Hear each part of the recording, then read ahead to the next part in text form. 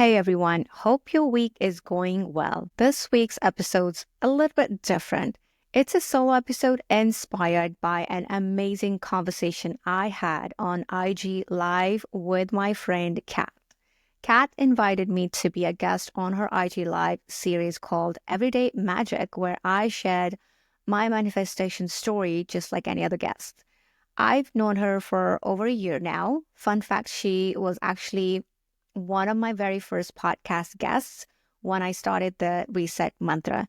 She's an incredible spiritual advisor and manifestation coach, and she shares so many free resources on her energy work, abundance, and mindset shifts.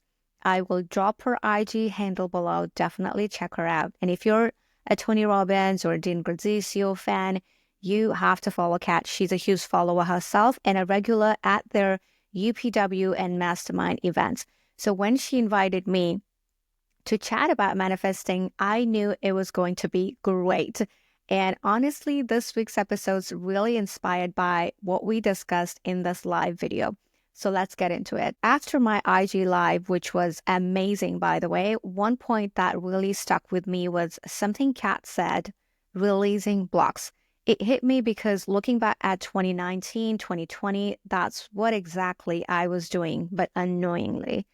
I was deep in corporate burnout, stuck in the same cycle of working long hours, feeling anxious, trapped in negative self-talk, and constantly falling back into old patterns. And let's be real, in my 20s, I thought I had life figured out, checking all the right boxes. But inside, I was exhausted, lost in operating on autopilot. So instead of forcing myself to think positive and just snap out of it, which barely works, by the way, I started focusing on just feeling good in my own body first. Meditation, breathwork, visualization, and journaling became my daily resets. Just like brushing my teeth. No grand expectations, no chasing an outcome, just small rituals to help me come back to myself. What I didn't realize, this was actually setting me up for one of my biggest manifestations. I came across one of those YouTube guided meditation videos, which walks you to visualize one thing or an event that makes you really, really happy. Following this YouTube guided visualization technique, as it guided me to think about one thing that would make me really, really happy.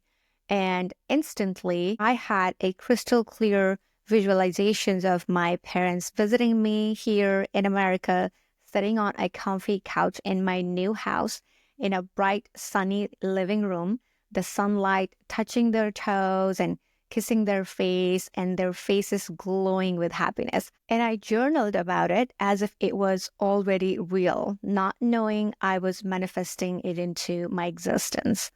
Fast forward without even trying, I ended up in my dream home. And one day, as my parents sat exactly as I imagined, it hit me like, wow, this is real. That was the moment I realized the magic we seek is within us.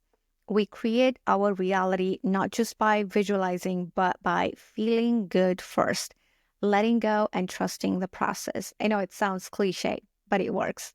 And let's be honest, whether the thing you desire actually happens or not, the real win here is the inner peace you gain. Because once you learn how to regulate your emotions, nothing out there can shake you the same way. Sure, you'll still have moments, someone says something and you get triggered. You get frustrated in traffic. You doubt yourself again. But now you know how to come back to your center. That's the real flex. And this is exactly what Dr. Joe Dispenza talks about, quote unquote, by the time we're 35, 95% of who we are is a set of memorized behaviors, emotional reactions, beliefs, and habits that run on autopilot based on our past experiences.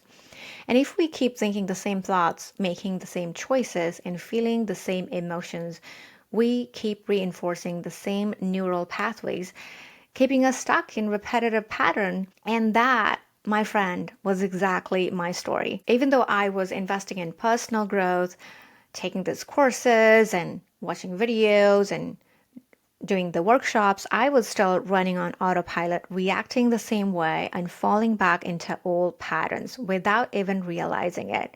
It wasn't until I became conscious of my unconscious habits through meditation, mindfulness, and daily rituals that I started rewiring my thoughts and emotions. So, if you are feeling stuck in your 30s, questioning life, or wondering why things aren't happening for you, start here. Reset your energy, feel good first, master your emotions first, and that's when life starts shifting. And that's exactly why I started the podcast Reset Mantra, because most of us are carrying limiting beliefs from childhood, societal conditioning, and past experiences that keep us stuck.